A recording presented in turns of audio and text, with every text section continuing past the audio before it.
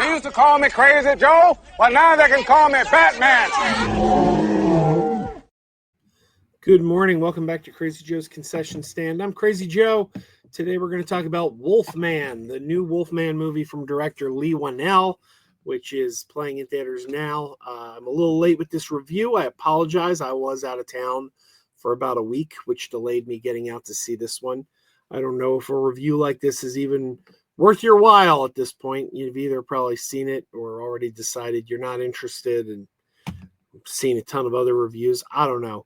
But here's my review anyway. I am a fan of Leigh Whannell after his Invisible Man film from 2020. His Invisible Man film was one of the best films of 2020. It was a really, really good reinvention of the Invisible Man concept. It was a Blumhouse film. It came out shortly after Blumhouse's remake of Black Christmas from 2019. And Black Christmas from 2019 was horrible, absolutely horrible. It was a low-budget remake of a classic horror film that was now given a feminist twist, and it didn't work. Then a few months later, Leigh Whannell came out and said, let me show you how it's done. Here's a remake of a classic horror film given a feminist twist from Blumhouse, and this time we're going to do it right.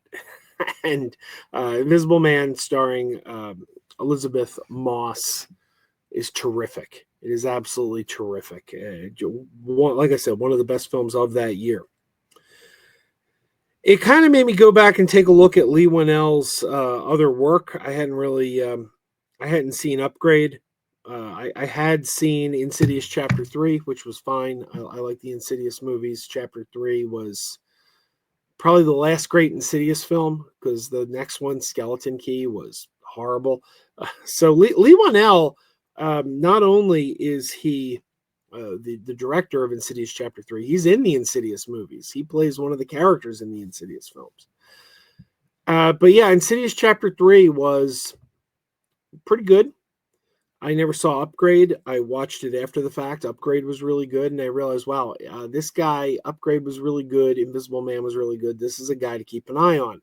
So when I heard he was doing Wolfman, I was all in. I hadn't seen the film yet, but I was all in and couldn't wait. And I'm sorry to say I don't like Wolfman. This is the first Leigh Whannell film I was really let down by.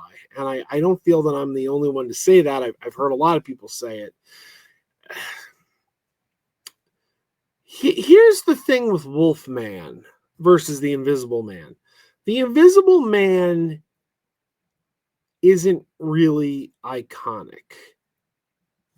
Iconic in a sense.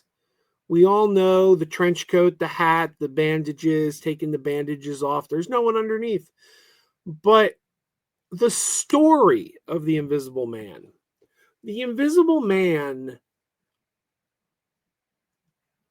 is best remembered for its concept of an invisible man than its character or its story or its mythology. So you can kind of do a lot of liberties with the Invisible Man, because the main event is that you have an invisible man. When it comes to the Wolfman, it's a little more iconic. The character of Larry Talbot. He is right up there kind of with Dracula or the Frankenstein monster. We know who Larry Talbot is. The character of Larry Talbot, I mean, there's been a ton of werewolves in the movies, but the Wolfman is Larry Talbot, and he appeared in many films, from Wolfman, Wolfman Meets Frankenstein, The House of Frankenstein, Frankenstein Meets Abbott and Costello. And we had that one character, Larry Talbot, played by Lon Chaney Jr.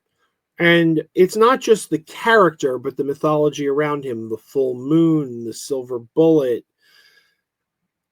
When you reinvent Wolfman, you're taking away more iconic things than when you reinvent the Invisible Man. And Leigh Whannell reinvented Wolfman. This is not Larry Talbot. The supernatural elements of the full moon are missing. This treats Wolfman as a disease. There's you caught a virus. Now you're going to turn into this thing that they call the face of the wolf. The bulk of the film focuses on the transformation process. He gets bitten or scratched early on in the film, and we spend about an hour just watching him slowly transform. He never quite looks like a wolf man. We don't really see him grow the hair and the long ears, and it's just more like a mutation of the face. I heard some people say this is a metamorphosis film. He could be metamorphosizing into anything. He could be turning into the Fly. It's not what he's turning into, it's that he's changing. So this film never really feels like Wolfman at any time. And that could be problematic if you're going to see a film called Wolfman. Maybe if you can get past that title and just accept you just go along for the ride, maybe you'll like this a little better. But it's got pacing issues where we're spending an hour watching this guy transform. It's slow. I was bored in this. I've never been bored in any of Leigh Whannell's other films. This one I was bored in. And it just doesn't work. It doesn't work. Now there's moments that work. There are moments in this film that work. I really like while he's transforming, we'll see the camera turn in such a way that we will hear his wife and kid talking English, and then we'll kind of shift over to his perspective, and he's no longer understanding English. They're talking gibberish. They're talking some other language. He's not getting a word they're saying because as he turns into the wolf, he can no longer comprehend the way he used to. And it'll go the other way too, where he's trying to talk to them, and then they'll cut to them. They're not hearing any words, and they're saying, oh, he can't speak anymore. He lost his ability to speak. That's cool. That's only one aspect in the film, though. Overall, I don't think this movie works. I want it to work, but it doesn't. And I don't think I've heard that's most of what I've heard. I've heard some people kind of like it. I've heard people say, oh, I like this aspect of it. But I haven't heard anyone say they love this film.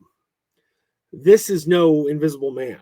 And I hate to keep comparing it to The Invisible Man, but they're both remakes of Universal monster films. So it's kind of the easy comparison. But this is easily Leigh Whannell's weakest film. And it's not one I'm going to really want to revisit. So there you go. I always say make up your own mind. If you saw the trailers, if you're intrigued, if you're a fan of Leigh Whannell, go make up your own mind on this one.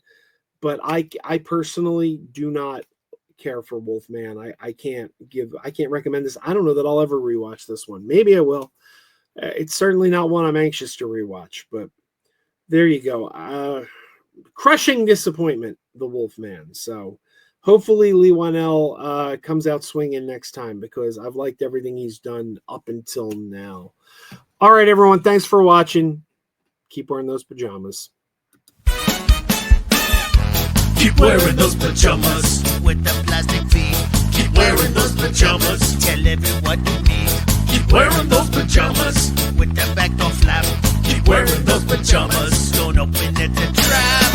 Oh no, it's a trap. Some people call them PJs, some people call them jammies. They can come embroidered with big money and no whammies. They can have 100 tiny commander pajamas, but no matter how they look, just keep on wearing those pajamas. Keep on wearing those pajamas. Keep wearing those pajamas. I know we're having fun. Keep wearing those pajamas. And now the song is done.